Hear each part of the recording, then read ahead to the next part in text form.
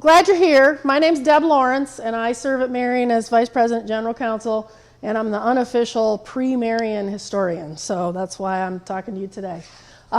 What you may not know is Marion's campus is comprised of 3 old estates. This area was known as Millionaire's Row, the road you rode in on, because this was the place where the rich had their country estates. Hard to believe it was thought of as country back then, but it was very remote. It was very wooded, so you would not have seen the house from the road. Very secluded, very private, very, very exclusive. In fact, when Marion bought this property, the Sisters of St. Francis bought it in 1936, one of the newspaper articles said, "We're so glad because now we'll get to see the house." So it was used by James Allison, his wife Sarah, and Sarah's daughter Cornelia.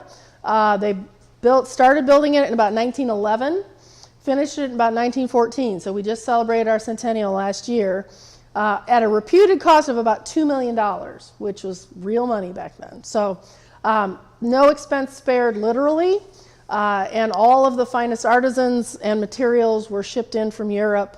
The exterior, as you'll notice when you drove in and when you go outside for the garden, is kind of prairie-like. That was designed by a man named Herbert Bass, who was a local architect. And for reasons we don't know, he got fired after he designed the outside. And George Price designed the interior.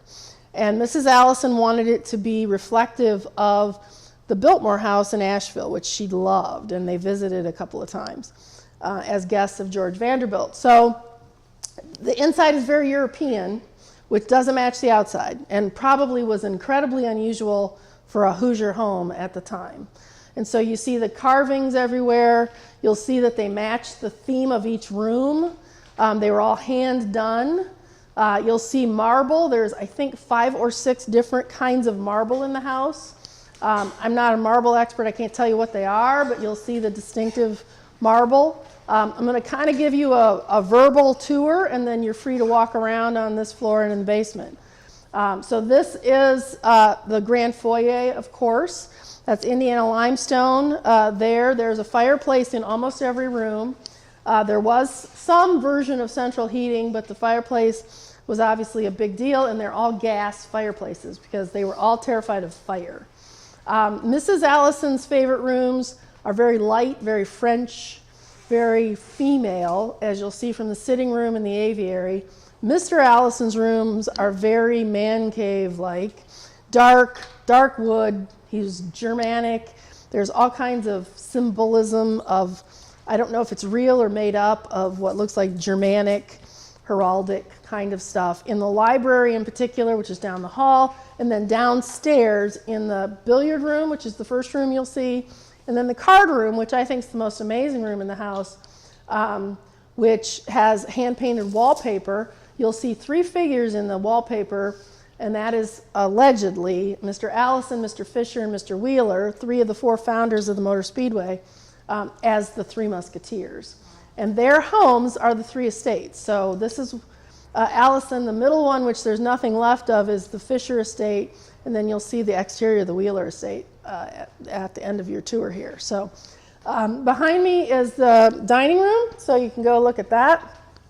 And then if you walk through here, the music room is right there. There's a beautiful organ screen. The pipes are no longer there. Mr. Allison played the organ. Then the room at the far end is what we call the overlook room. It was an interior and an exterior porch at one time, all closed in finally, and that looks over the landscape, which is where the name came from.